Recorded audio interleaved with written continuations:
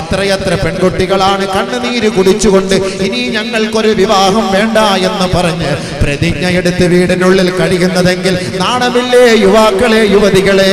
അന്യ സ്ത്രീകളും അന്യ പുരുഷന്മാരുമായി പാതിരാ സമയത്ത് 12 മണി കഴിഞ്ഞിട്ട് DJ എന്ന കോപ്രായത്തിന്റെ പേര് പരസ്പരം കെട്ടിപ്പിടിച്ച് ആടാൻ ഇതാരുടെ സംസ്കാരമാണ്? പാശ്ചാത്യന്റെ സംസ്കാരമല്ലയോ?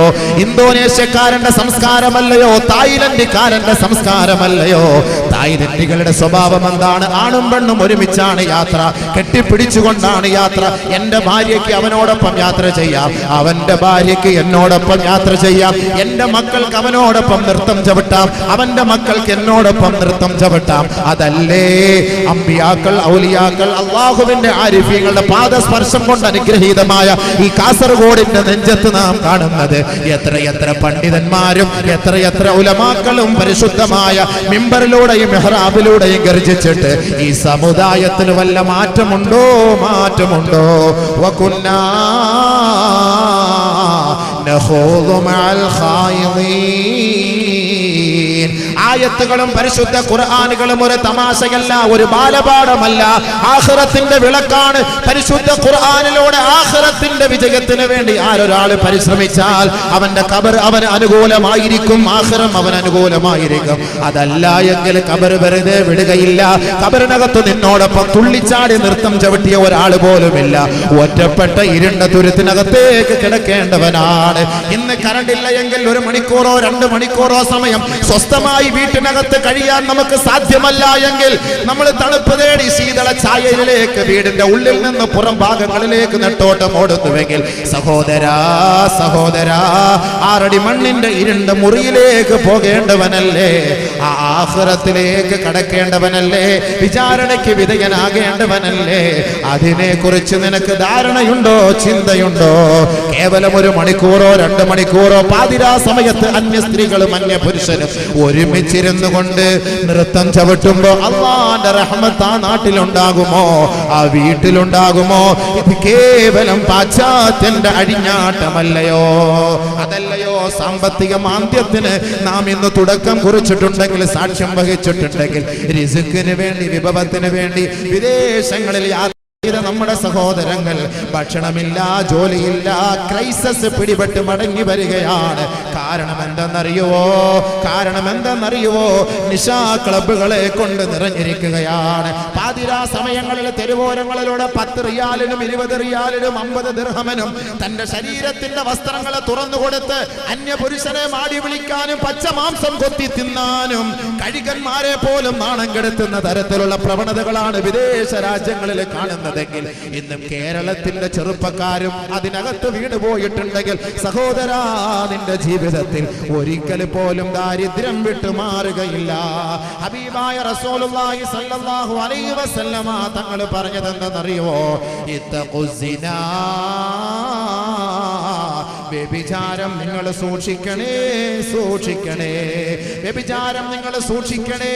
അല്ലാഹുവിന്റെ റസൂലിന്റെ പ്രഭാഷണമാണിത്. പരിശുദ്ധമായ മദീന പള്ളിയുടെ മിമ്പറിൽ കയറി നിന്നുകൊണ്ട് ലോകത്തിന്റെ നെറുകയിലേക്ക് ലോകത്തിന്റെ തിരുനാളം വിളിച്ചു പറയുകയാണ്.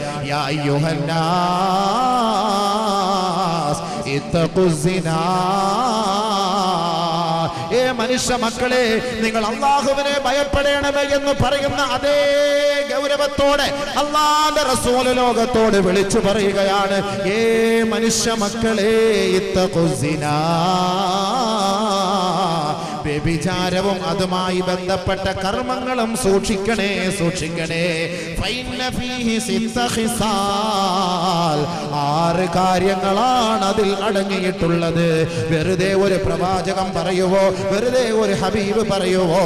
അല്ലാഹുവിന്റെ റസൂലിന്റെ മുത്തായ വാക്കാണിത്. സ്വീകരിക്കണേ, സ്വീകരിക്കണേ. മദീന പള്ളിയുടെ പൊന്നുമോൻ, അബ്ദുള്ള ആമിനയുടെ പൊന്നുമോൻ, ജിബ്രീലിന്റെ സതീർത്ഥ്യൻ, മാലാഖമാരുടെ ആനന്ദമായ മുഹമ്മദ് മുസ്തഫ അഹ്മദ് മുജ്തബ സയ്യിദുൽ വറാ റസൂലുള്ളാഹി ലോകത്തോട് വിളിച്ചു പറയുകയാണ്. വ്യഭിചാരവും അതുമായി ബന്ധപ്പെട്ട കാര്യങ്ങളുമായി കഴിയുന്നവൻ 6 കാര്യങ്ങളുടെ പേരിൽ അവൻ വിചാരണ നേരിടേണ്ടി വരും, അവൻ പരീക്ഷിക്കപ്പെടുമെന്ന് നബിയുനാ റസൂലുള്ളാഹി.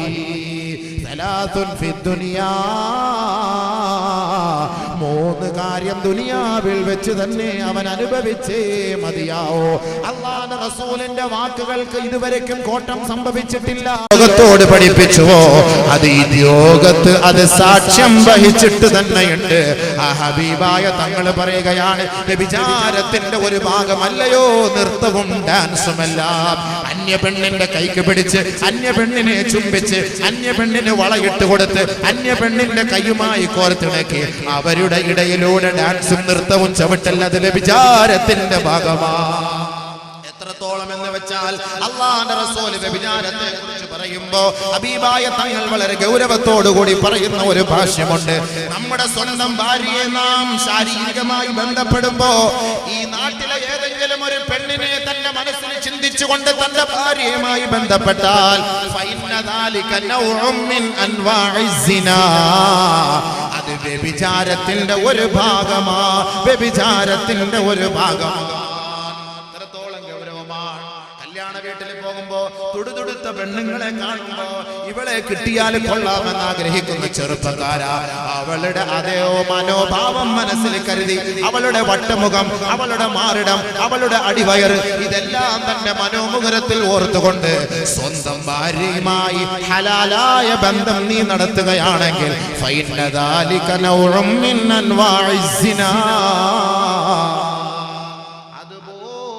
സിനായുടെ ഭാഗമാണ്, അതുപോലും വ്യഭിചാരത്തിന്റെ ഭാഗമാണ്.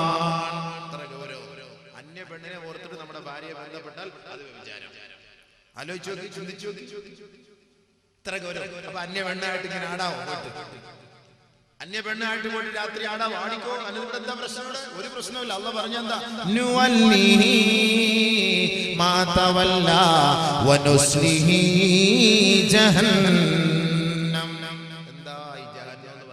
ഈ നരകം എന്നൊക്കെ പറഞ്ഞ എന്താ പൈസ? ഈ ചൂട് സഹിക്കാൻ കഴിയുന്നുണ്ടോ? ഈ ചൂട് സഹിക്കാൻ കഴിയുന്നുണ്ടോ? ഈ ചൂട് എവിടുത്തെ ചൂട്? നരകത്തിന്റെ ചൂട്. ഇത് നരകത്തിന്റെ ചൂട് തന്നെയാണ്. എല്ലാ സ്ഥലങ്ങളിലും നമ്മളിത് പറയേണ്ട ഒരു ഹദീസും ആശയവുമാണിത്.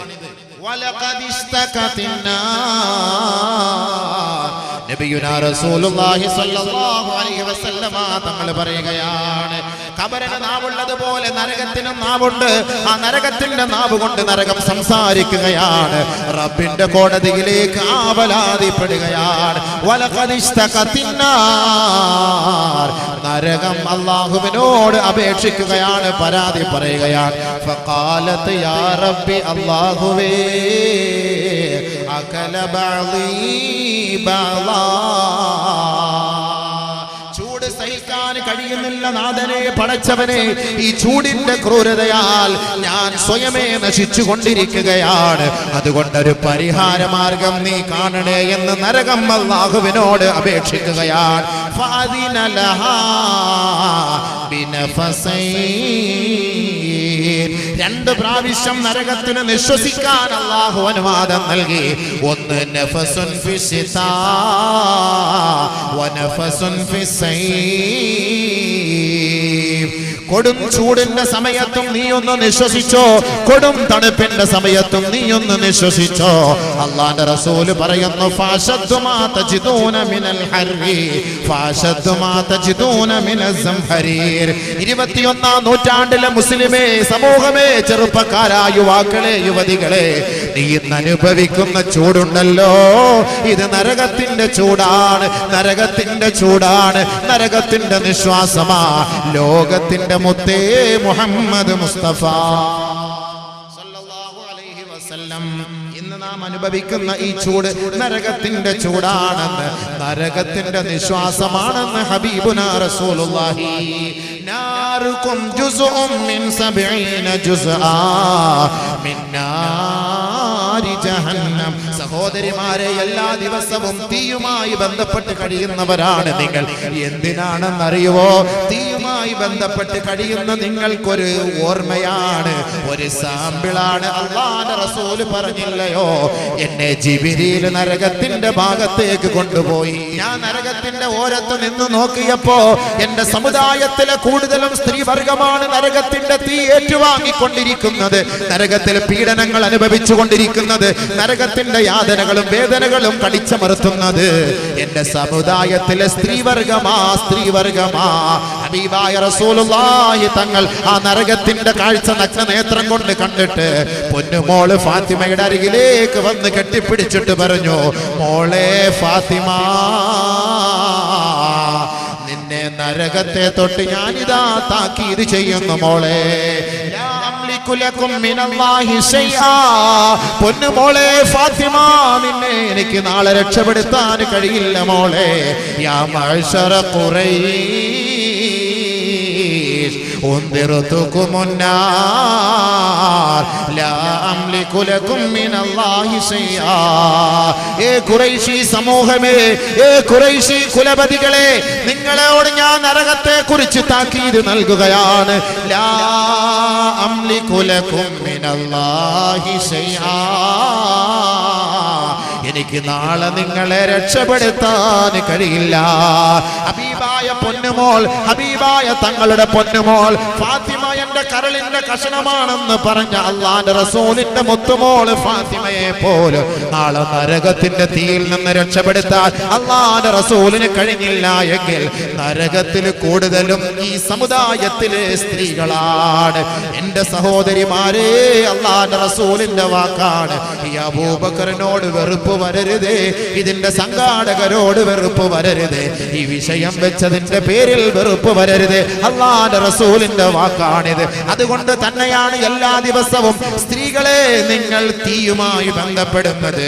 ഈ തീയുടെ ചൂട് 100 ഡിഗ്രി ആണെങ്കിൽ അല്ലാഹുവിന്റെ റസൂൽ പഠിപ്പിച്ചു തരികയാണ്, നാറുക്കും ജുസുഉം മിൻ 70 ജുസ്ആ. എല്ലാ ദിവസവും നിങ്ങൾ കത്തിക്കുന്ന തീയുണ്ടല്ലോ, അതിന്റെ ചൂട് 100 ഡിഗ്രി ആണെങ്കിൽ ഇത് നരകത്തിന്റെ 70% 1% മാത്രമാണ്, ഒരംശം മാത്രമാ. ബഹുമാനപ്പെട്ട സ്വഹാബാക്കളോട് അല്ലാഹുവിന്റെ റസൂൽ പറയുകയാണ്, ഫുള്ളിലത് അലൈഹിന്ന 69 ജുസ്ആ.